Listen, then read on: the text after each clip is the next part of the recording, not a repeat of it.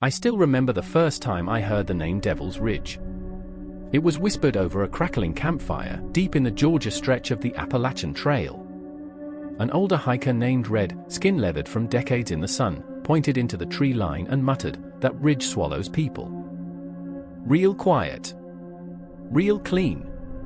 You hear stories, but no one ever finds a body. We all laugh nervously, brushing off the unease like smoke from the fire. I didn't know it then, but just 6 months later, I'd be neck-deep in a missing person case that began exactly where he was pointing. This is the story of Daniel Whitaker. And this, every word, is true. May 12, 2020, for 32 p.m. Blairsville, Georgia Trailhead logbook entry. Daniel Whitaker signed in like every other hiker before him. Neat handwriting. Solo traveler. Route, Blood Mountain Loop to Devil's Ridge. He was 27, a civil engineer from Tallahassee, Florida.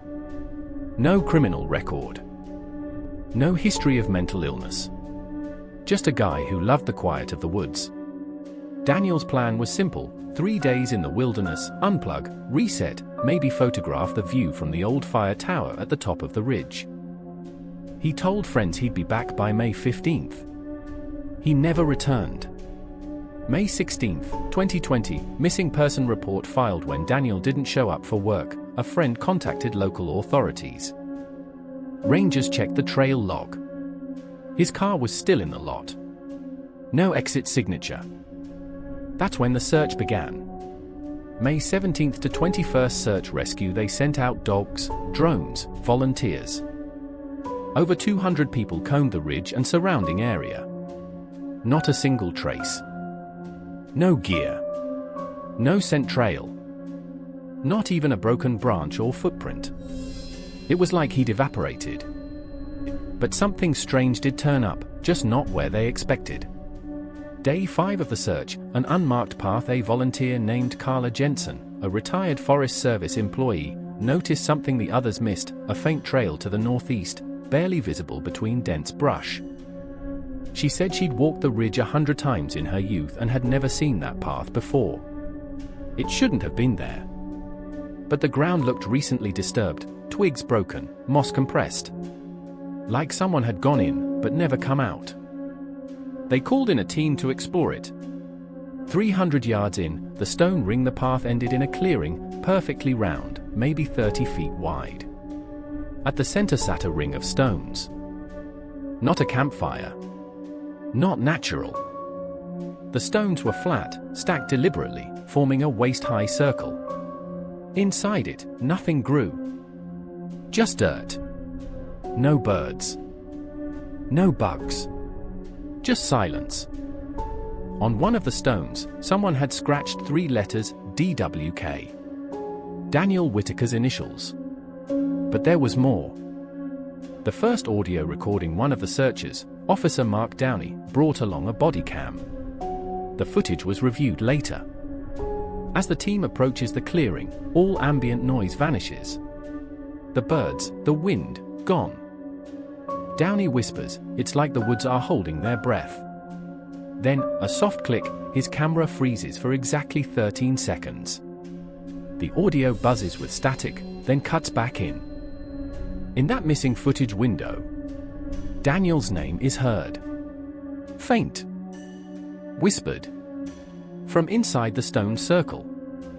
They never found a speaker. No radios, no tracks, no footprints but their own. Downey left the force 3 months later. He won't talk about the ridge. The disappearance pattern. When Daniel's case hit the news, other stories surfaced. Quiet ones. Reddit posts. Hushed local rumors. 3 hikers missing in 1996. A park ranger in 1984. A Boy Scout troop leader in 1971, each one last seen near Devil's Ridge. All were solo. All vanished without a trace. All left behind one thing, initials etched into stone, wood, or bone. Daniel's journal. On June 3rd, a group of college hikers, ignoring the new closures around Devil's Ridge, went in for a dare. They found something tucked under a fallen log 200 feet from the ridge path. It was a leather-bound notebook. Inside were Daniel's notes. Rough entries. Sketches. Symbols. The last page was dated May 14th. Something's following me. It doesn't make noise.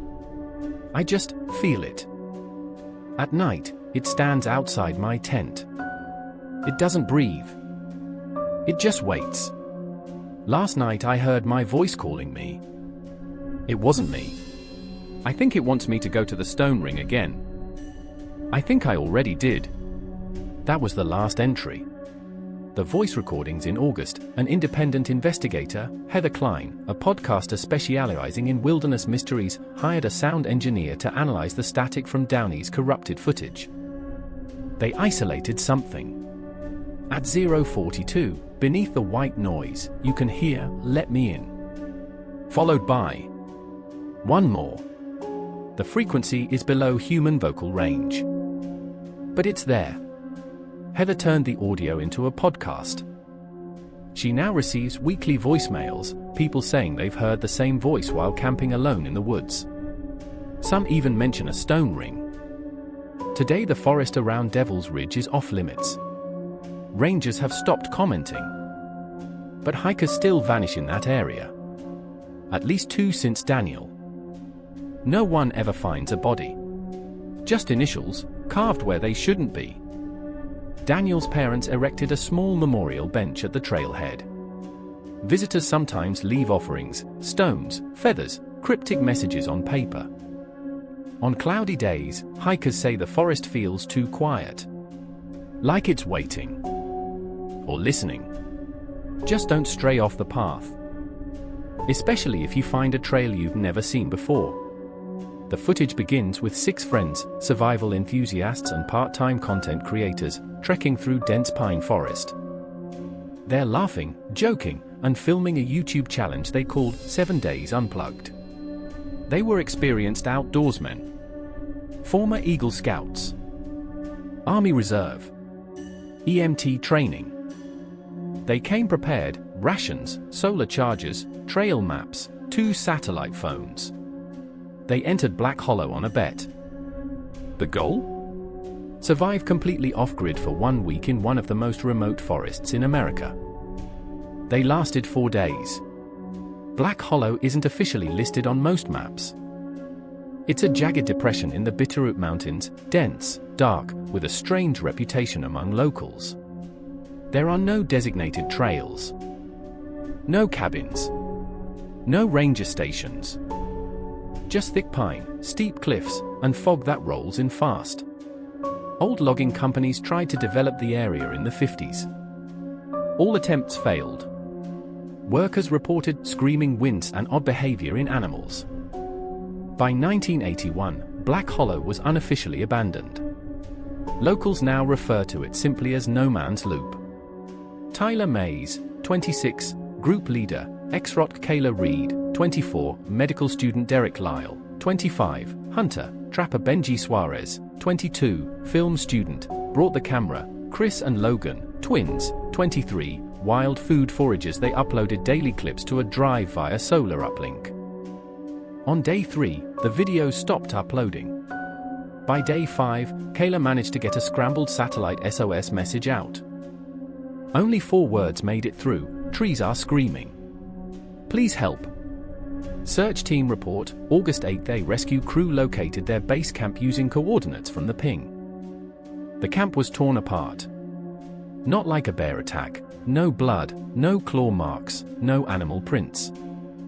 Just scattered. Tent shredded vertically, poles bent like pretzels. Camera smashed. Food untouched. The fire pit was still warm. There was no sign of the group. Until they found Benji's GoPro. Still recording. The GoPro footage, partial transcript, most of the final footage is static. The little that remains is grainy, shaky, and shot at night. The team seems panicked. Flashlights dart between trees. Something's moving out there. Between the trees. It's not walking, it's gliding. Then, you hear it. Low moaning. Not human. Not animal. It's not the wind. It's coming from the trees. Its eye in the trees. The camera pans upward. What it captures is impossible to forget. The trees appear to bend inward, breathing. The bark shivers like flesh. And then, from deep within the forest, a scream rips through the night. Not from a person. Not from one tree. From all of them. It's like hundreds of voices wailing through splintered mouths. The screen cuts to black. The GoPro was found buried in 6 inches of moss, 20 feet from camp. Audio forensics, what they heard. Digital forensic expert Thomas Ewan cleaned up the final 20 seconds of audio. What he found chilled him. Buried beneath the screams, there's a whispering loop, barely audible without frequency adjustment. They belong to the forest now. They belong to the forest now, over and over. Same voice. No environmental match. Not from the group. When Thomas tried to isolate the voice again, his computer hardlocked. Entire files erased. He refuses to work on wilderness cases now. 3 weeks later, Tyler's body was found. 30 miles south, downriver. His body showed no trauma. No signs of animal attack. No water in the lungs. Just this, his fingernails were shredded. Not from scratching out, but clawing into the inside of a tree. Kayla and Derek remain missing. Chris and Logan were never found. Benji's wallet was discovered in a hollow tree trunk 6 months later. Inside were Polaroids of the group, laughing. The last photo showed Kayla, blurry-eyed, staring at the woods behind her. Something tall. Humanoid.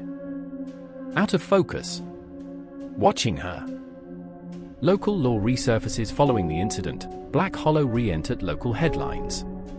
Survivors from the 1970s logging era began sharing long-buried stories.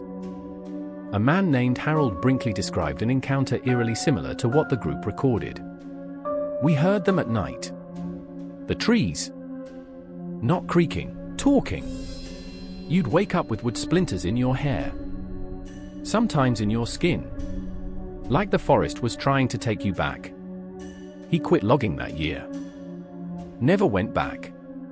Paranormal researchers speculate Black Hollow may be a site of ancient geomagnetic energy. A psychic forest, aware, reactive, sentient. Whatever it is, it doesn't kill the way we understand. It absorbs, digests, replaces. People don't die in Black Hollow, they become part of it. Unreleased clip, Kayla's confessions. An unreleased portion of the GoPro, too disturbing for public release, shows Kayla speaking to the camera on day 4. She's alone. Pale. Whispering. I woke up last night, inside a tree. Not near it. Inside it. I felt bark in my mouth. I heard screaming, but it came from below. We're not on the ground anymore. The forest, it's upside down. It watches. It remembers. I don't know if we're still real. She turns her head. I think Benji's already gone. The government response Forest Service agents closed off a 60-square-mile radius around Black Hollow. They claim it's due to wildfire risk. But no fire ever occurred. No smoke. No burn. Just silence. One final note: 6 months after the incident, a backpacker went missing near the edge of Black Hollow. Only one thing was found: his phone. Unlocked. Open to a voice memo. A recording of the forest. You can hear the wind. The birds. And, underneath, the same whisper from Benji's GoPro. They belong to the forest now. Then, silence. Then the trees begin to scream. I wasn't looking for trouble. I wasn't hunting ghosts, or trying to prove anything to the internet, or chasing headlines like some of those true crime freaks. All I wanted was silence. That's it. After the divorce, after Mom passed, after I quit my job, the silence felt like the only thing left that hadn't betrayed me. I packed my gear, loaded the 4Runner, and drove north. I planned to hike for 5 days along a lesser-known ridgeline near the Canadian border. It was cold, empty, high up. No cell service. No tourists. Perfect.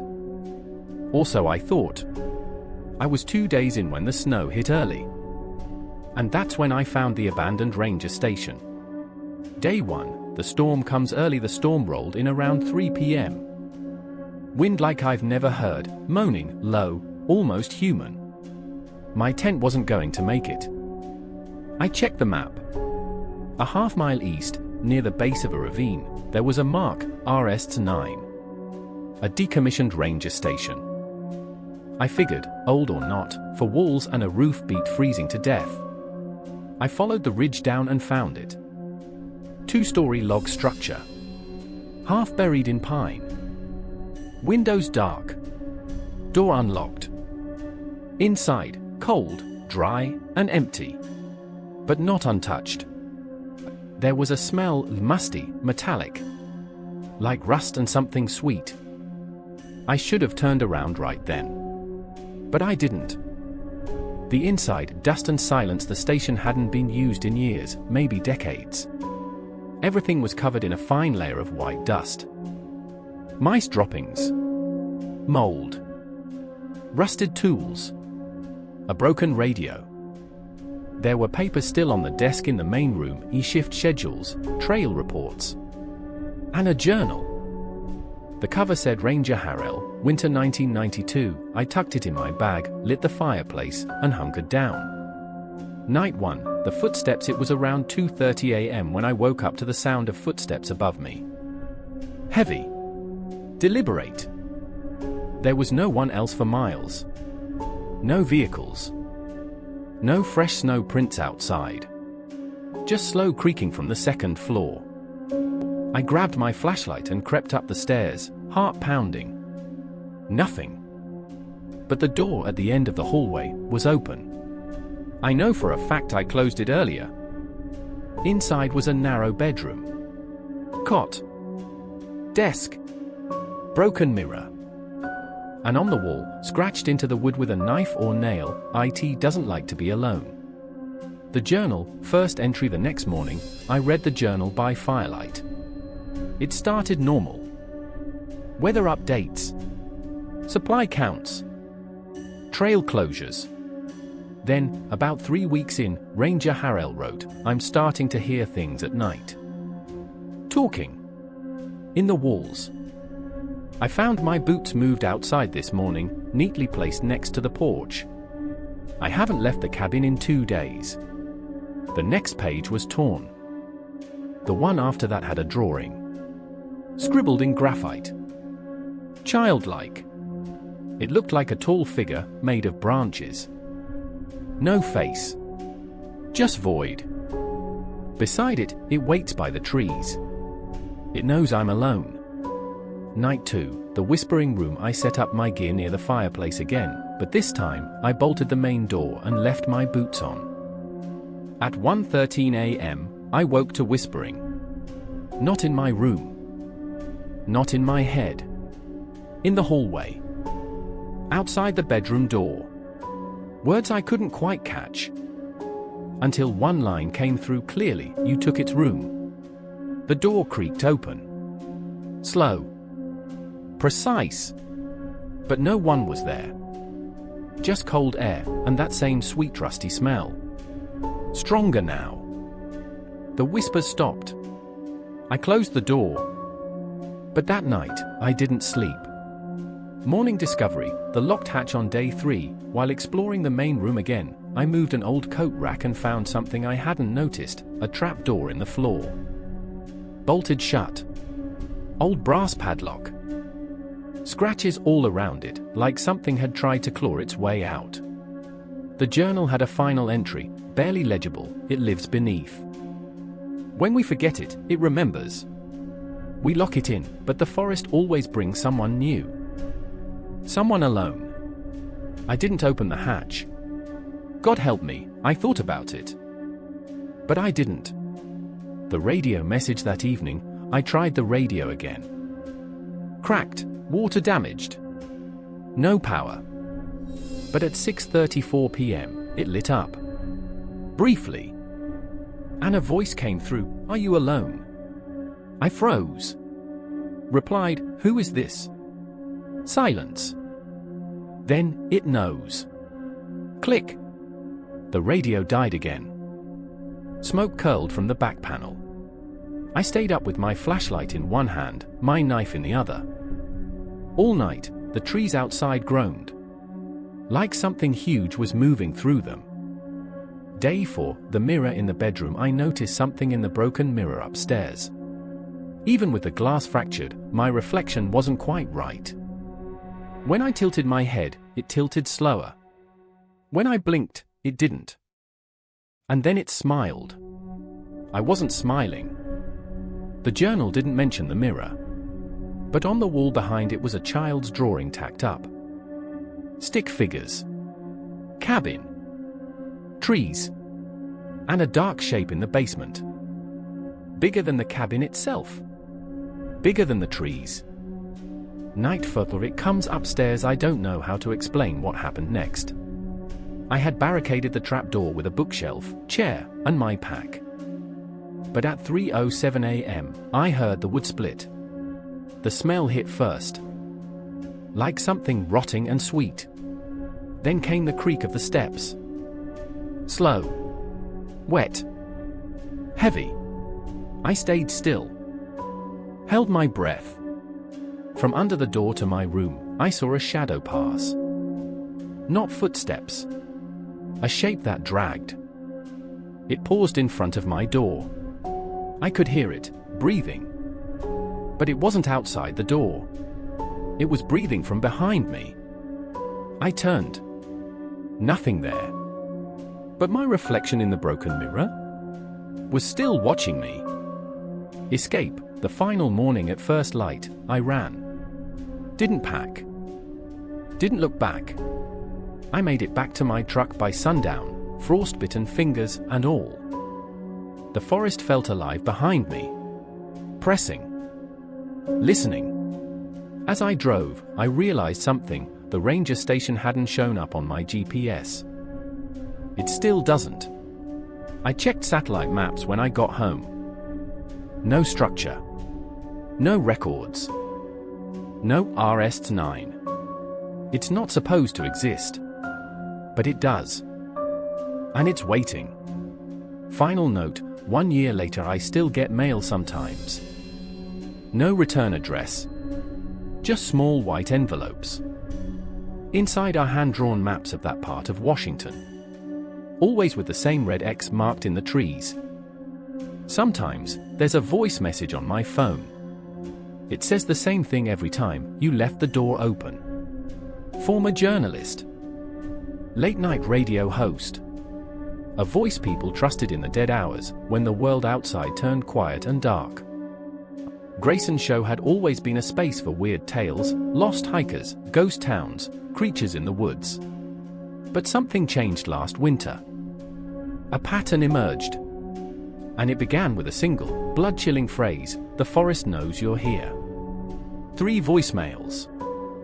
All from different callers. All within a 2-week window. The first was a woman sobbing, whispering, "My brother vanished near Devil's Ridge. He carved his name into stone before he left." Why would he do that? The tree screamed. I heard them. This wasn't wind. It was voices. And they knew my name. The third call was barely coherent. The voice whispered, "The mirror didn't blink." I left the cabin, but something followed me. "I think it wants you next." Grayson began digging. The result would unravel a story that ties Daniel Whitaker, the Black Hollow hikers, and the ranger station survivor into one horrific truth. Grayson's investigation begins. At first, he thought they were isolated incidents. But when he laid them out, dates, coordinates, and behaviors, he found disturbing overlap. Daniel Whitaker vanished May 2020 on Devil's Ridge. Kayla Reed's final message came from Black Hollow in August 2021. The unnamed ranger station hiker surfaced October 2022. Each case involved a remote wilderness location. Distortions of sound, sight, or time. Sentient environmental behavior. Repetition of the same phrases, it waits. It doesn't like to be alone. They belong to the forest now. And perhaps most chilling of all, each case had a location that could not be found again. Grayson theorized they weren't separate stories, but three doors to the same thing. A conscious wilderness that moved, changed, and adapted. And knew who was watching. Clue: the audio fingerprinter sound engineer from Michigan, who preferred to remain anonymous, contacted Grayson. He'd analyzed audio clips from all three incidents, the static from Daniel's footage, the scream trees from Black Hollow, the Ranger's radio signal. They all contained an identical low-frequency audio signature. A sound below human perception.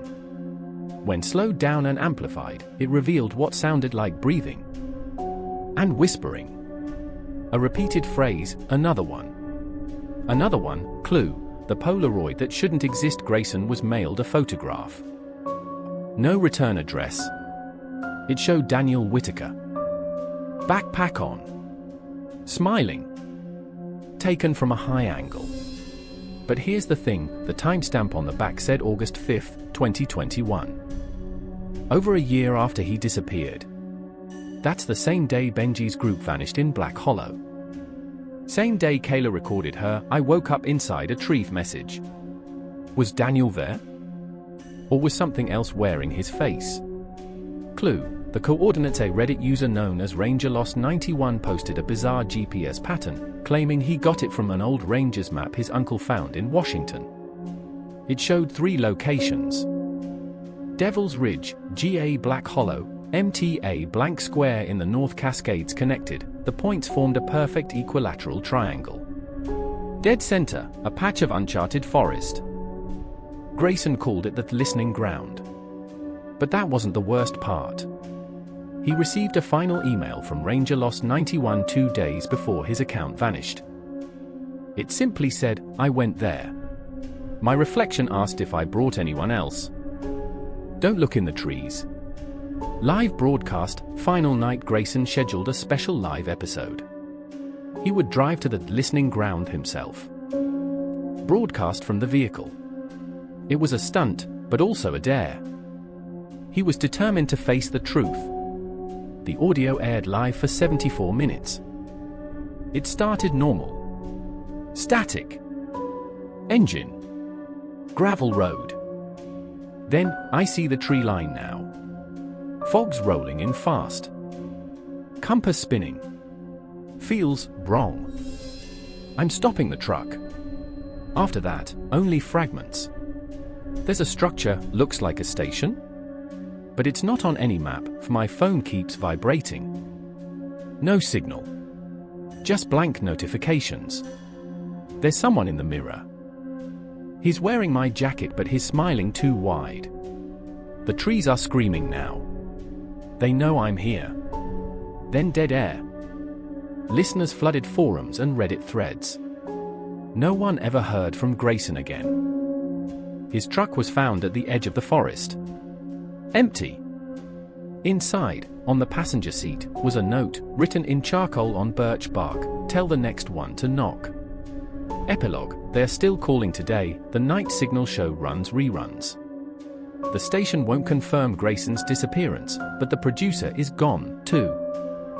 And every week, without fail, the station's voicemail receives at least one call from an unknown number. Always the same voice. Always whispering, another one. Are they connected? Let's review. Daniel Whitaker followed a path that wasn't supposed to exist. The Black Hollow group captured voices from the trees themselves. The ranger station survivor saw something wearing his reflection. Grayson Wells traced the triangle and vanished at its center. None of them came back the same. Some never came back at all. All of them were alone. That's the key. It doesn't matter what forest you're in, what state, what season. If you enter alone, the forest knows. And it waits. Final message from the forest. Someone submitted this message to Grayson's website before it was taken down. The audio was corrupted, but parts of the transcript remain. It used to be just one place. One forest. But now, it moves through all of them. It grows stronger the more we forget. Every scream, every vanishing, every mirrored face, it adds to the roots. You don't find it. It finds you.